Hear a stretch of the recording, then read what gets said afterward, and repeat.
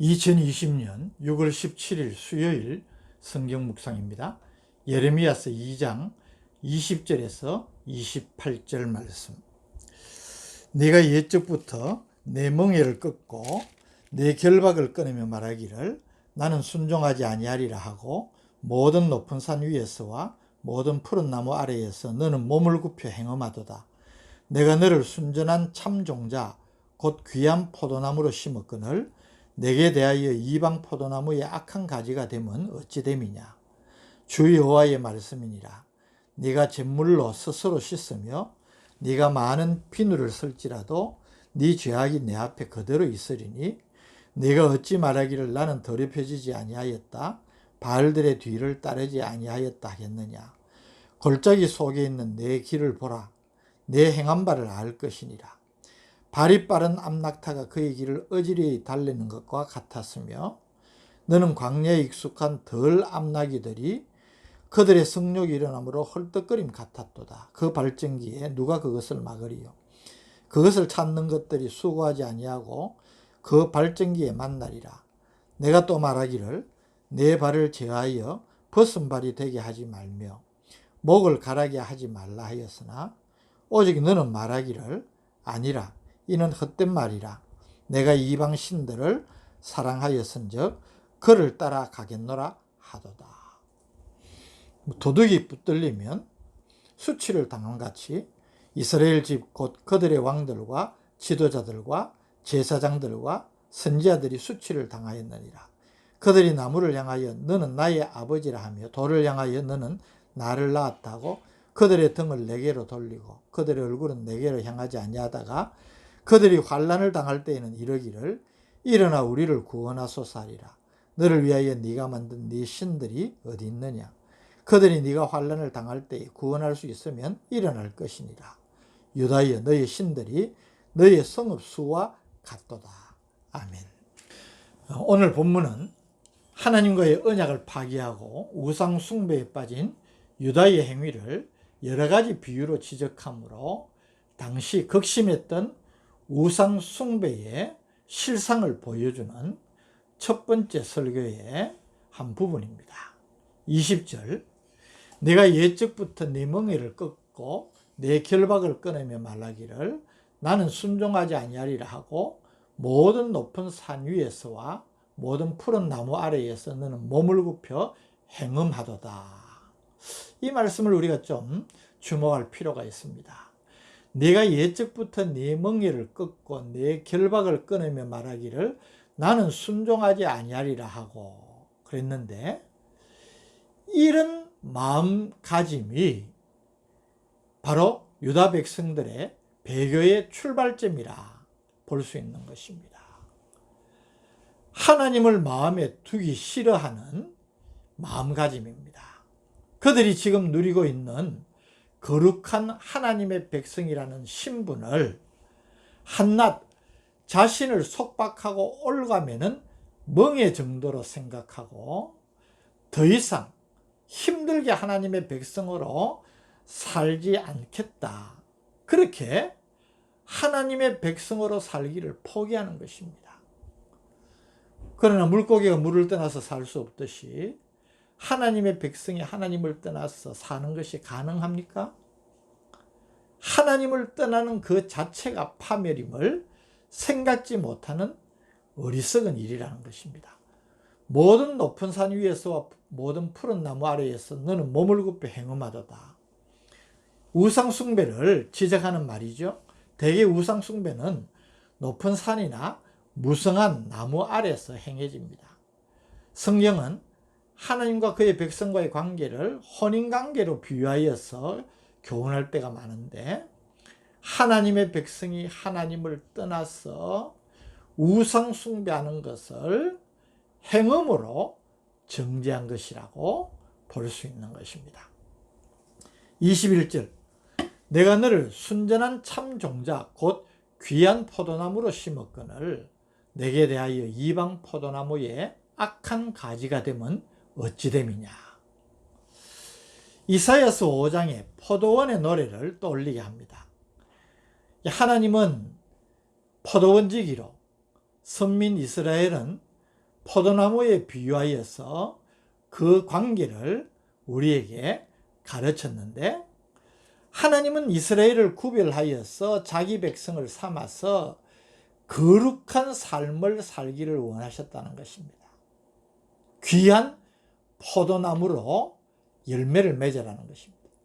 그런데 그들은 이방 우상을 숭배하여서 악한 죄를 범함으로 원치 아니하는 나쁜 포도나무를 보여주고 있다는 것입니다. 그러면서도 22절에서 23절은 진정한 회개를 아닌 변명과 핑계를 일삼으면서 자기 합리화를 꾀하는 형식적인 회개로 죄 사함을 받지 못하는 저들을 통렬하게 책망을 하고 있습니다. 22절, 주 여호와의 말씀이니라. 네가 잿물로 써서 씻으며 네가 많은 비누를 쓸지라도 네 죄악이 내 앞에 그대로 있으리니. 잿물과 비누로 씻는다고 죄악이 씻기지 않는다는 것입니다. 이 말은 선지자들이 책망을 해도 듣는 것처럼 그렇게 하지만 그 말씀을 따라서 진정한 회개를 하지 않기 때문에 그들의 죄가 그대로 있다는 것입니다. 23절, 네가 어찌 말하기를 나는 더럽혀지지 아니하였다, 바알들의 뒤를 따르지 아니하였다 하겠느냐? 골짜기 속에 있는 내 길을 보라. 내 행한 바를 알 것이니라. 발이 빠른 암낙타가 그의 길을 어지러이 달리는 것과 같아. 이 말씀은 그런 우상 숭배의 죄를 범하고 있으면서도 나는 더럽혀지지 않았다. 나는 바알들의 뒤를 따르지 아니하였다. 즉 우상 숭배를 하지 않았다고 그렇게 한다는 것입니다. 하나님은 골짜기 속에 있는 내 길을 보라. 내 행한 바를 알 것이니라. 그들이 우상 숭배를 하기 위하여서 자주 다닌 나머지 골짜기에 길이 날 정도라는 것입니다. 즉 변명할 여지가 없는 일이라는 것을 말하는 것입니다. 유다 백성들이 이렇게 우상 숭배에 잘못된 욕망과 집착을 가진 것을 하나님은 예레미야를 통하여서 여러 가지로 비유하면서 책망을 합니다. 23절 마지막 부분에 발이 빠른 암낙타가 그의 길을 어지러이 달리는 것과 같다. 이 말씀은 좀 민망한 표현이지만은 젊은 암낙타가 성욕을 절제할 수 없어서 상대를 찾아 여기저기 바쁘게 설치되는 것을 이야기합니다. 이러한 우상 숭배의 죄악으로 말미암아 그들이 수치를 당할 수밖에 없다는 것을 선포하고 있습니다. 26절, 도둑이 붙들리면 수치를 당함 같이 이스라엘 집 곧 그들의 왕들과 지도자들과 제사장들과 선지자들이 수치를 당하였느니라. 현장에서 붙잡힌 도둑은 자신의 범행을 부인하지 못합니다. 부끄러움을 당할 수밖에 없는 것이죠. 유다의 우상 숭배는 변명의 여지가 없는, 부인할 수 없는 부끄러운 일이라는 사실과 특별히 백성들을 신앙으로 인도하며 가르쳐야 될 지도자들이 도리어 잘못된 길로 가도록 만든 책임이 큼을 추궁하고 있습니다. 27절 28절은 결국 그들이 행한 어리석은 우상 숭배의 구체적인 행위를 지적합니다. 27절, 그들이 나무를 향하여 너는 나의 아버지라 하며 돌을 향하여 너는 나를 낳았다고 그들의 등을 내게로 돌리고 그들의 얼굴은 내게로 향하지 아니하다가 그들이 환난을 당할 때에는 이르기를 일어나 우리를 구원하소서리라. 유다 백성들은 별 어려움이 없는 평소에는 우상 숭배를 하며 하나님을 찾지 않다가 환난을 당할 때에는 하나님께 구원을 호소한다는 것입니다. 그런 그들을 향해 하나님은 조롱조로 책망하십니다. 28절, 너를 위하여 네가 만든 내 신들이 어디 있느냐? 그들이 내가 환난을 당할 때 구원할 수 있으면 일어날 것이니라. 유다의 너의 신들이 너의 성읍수와 같도다. 무슨 말입니까? 너희들이 만든 수많은 신들이 있지 않느냐? 그 신들은 뭐하냐? 그 신들이 너희들을 도와주겠지. 수많은 너희 신들을 향하여서 도와달라고 그래라. 얼마나 어리석은 일인지를 조롱조로 책망하시는 것입니다. 오늘 유다 백성을 향한 이 선지자를 통한 설교에서 우리의 모습을 발견할 수 있지 않습니까? 우리의 신앙생활의 모습은 어떠합니까?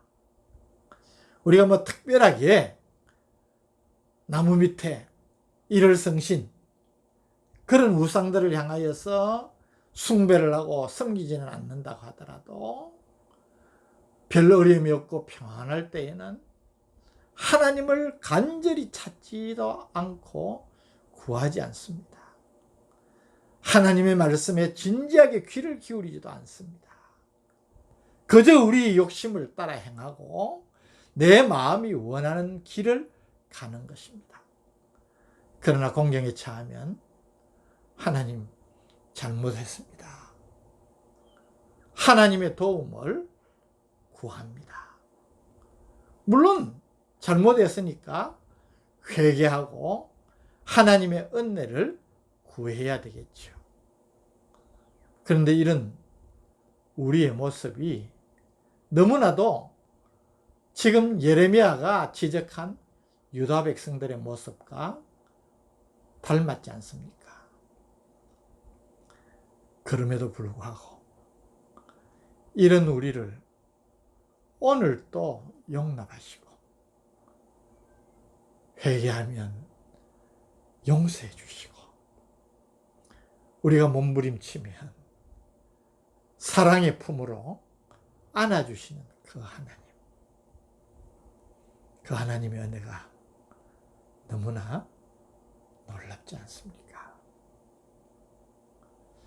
오늘 우리는 이 말씀 앞에 우리 자신의 신앙생활을 점검할 수 있기를 바랍니다.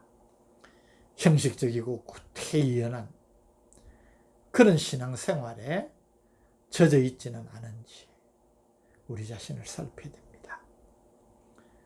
무엇에 우리의 마음이 가 있고 그렇게 욕심을 부리고 살아가는지 우리의 삶을 점검해야 됩니다. 그러다가 한 번씩 문득문득 하나님께 도움을 구하는 염치 없는 신앙생활은 아닌지 오늘 다시 한번 그럼에도 불구하고 우리를 하나님의 자녀로 품어주시고 있는 하나님 앞에서 새롭게 우리의 믿음을 점검하고 하나님을 사랑할 수 있는 우리가 될 수 있기를 바랍니다. 오늘 말씀으로 부끄러운 우리의 모습을 한번 점검해 보게 하여 주옵소서. 부끄러운 만큼 더 하나님의 은혜와 사랑에 감사 감격하며 믿음의 길로 나아가는 우리가 되게 하여 주옵소서. 예수님 이름으로 기도드립니다. 아멘.